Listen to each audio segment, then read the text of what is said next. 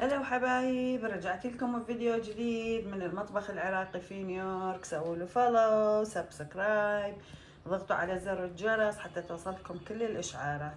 اليوم عندي هاي التشيكن وين الاجنحه التشيكن وينز راح اسويها. فراح اتبلها نفس التتبيله انا مسويتها قبل، وهاي تختلف الطريقه يعني. فراح اتبلها، وبعدين قسم اشوي وقسم اقليه بالديب فراير، يعني هاي الزيت الغزير. فعندي يعني اتبل هاي نوعيتين مال بهارات مال دجاج نوعيتين، وعندي هاي ثوم وبصل مطحون وفلفل اسود، والاضافه هو هذا راح يعطي لون يعني للدجاج. واللي راح اشوي راح الفه بالسيليفون على هاي الجرل وقسم اقلي، فراح اخبطه وارجع لكم. طبعا هنا عندي من كل شيء ملعقه مال الاكل بهاي قدرت، فهاي ملح ملعقه كامله، ونوعيتين بهارات دجاج همات ملعقه مثل هاي يعني العاديه، وهاي النوع الثاني مال الدجاج، والفلفل الاسود رشه يعني لا تكثرون حسب الذوق مالتكم، ورشة ثوم مطحون، ورشة بصل مطحون، وراح اخبطهم واخلي بيهم الدجاج. وهذا اللي قلت لكم عليه همات هسه افتحه واخليه. هسه حبايب ورا ما تبلته بهاي الطريقة تركوه شوية بالبهارات، وبعدين نروح قسم شوي وقسم قلي.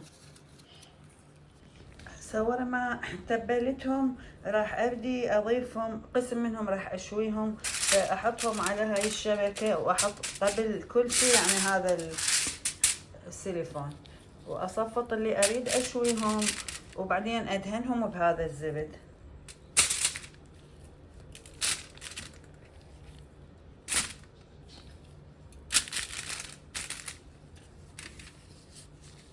وهسه نبدأ ندهنهم.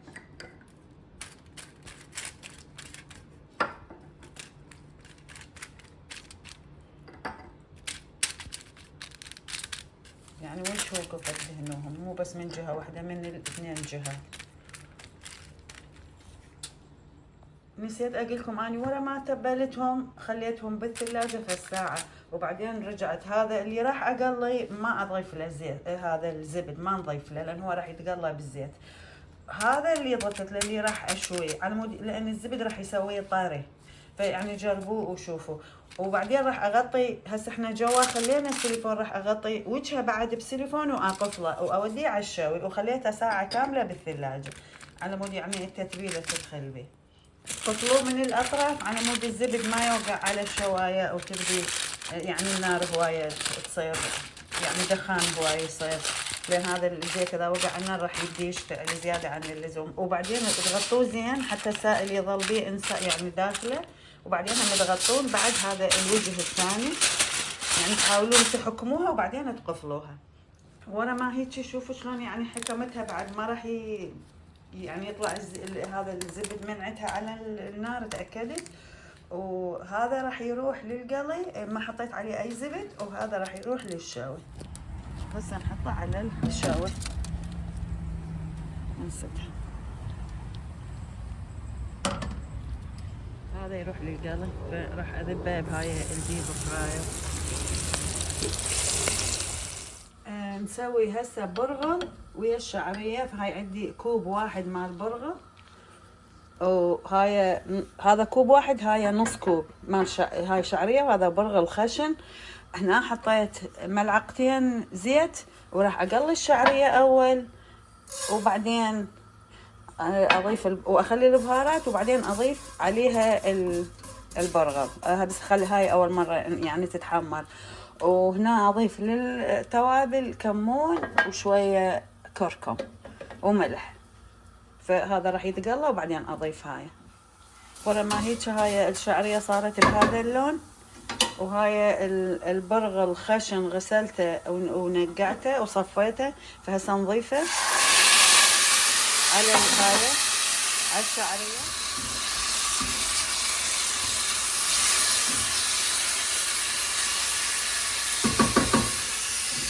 حبايب شوفوا لا تضيفون هواي مي، لان البرغل بسرعة يستوي واحنا ما نريده يعجن، فكون المي اللي تخلوه يغطي يعني قليل. شوفوا هسه شربه يعني يغطيه، لان ما نريد البرغل يعجن، فالمي يعني هيك شوفوا يعني بهالمستوى يكون، وتقللون النار. وهسه نضيف الملح، يعني تقريبا رشة ملح، لا تكثرون، وكمون رشة، وهذا الكركم هم رشة، وحطوه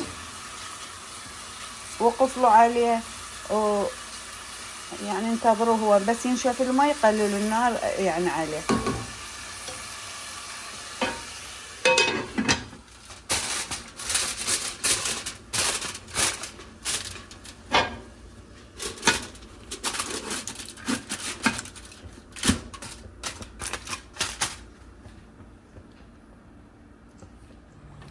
نشيك على الدجاج السريع.